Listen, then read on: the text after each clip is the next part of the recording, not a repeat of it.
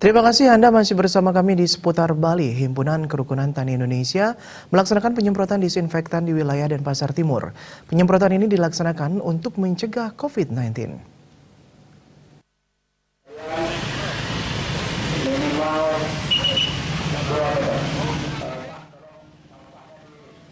Pemberlakuan isolasi wilayah sementara dimulai pada Selasa tanggal 31 Maret 2020 malam, mulai pukul 19 WITA hingga pukul 24 WITA dan akan berlanjut hingga 7 April 2020.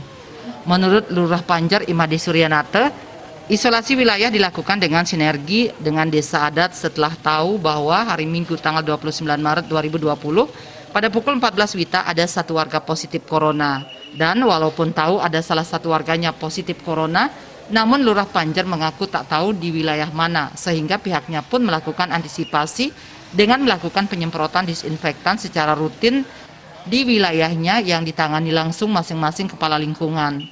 Sejalan dengan surat edaran Wali Kota Denpasar tentang pembatasan jam, pihaknya pun menimpalinya dengan melakukan penutupan arus lalu lintas menuju Panjer.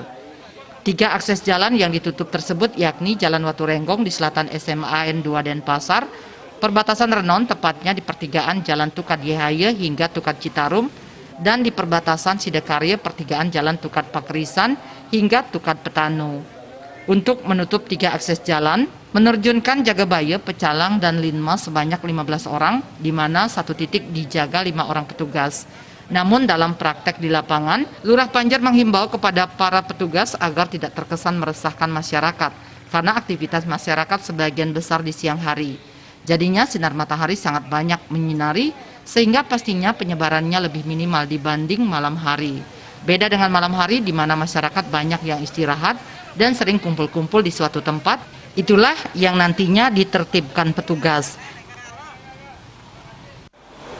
Sabar, kemudian introspeksi diri dan menjaga kesehatan di lingkungan rumah masing-masing.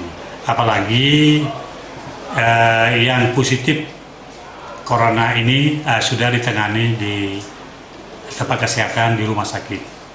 Sehingga kepada masyarakat saya minta tetap tenang, lakukan pekerjaan, lakukan PHBS mulai dari rumah sendiri.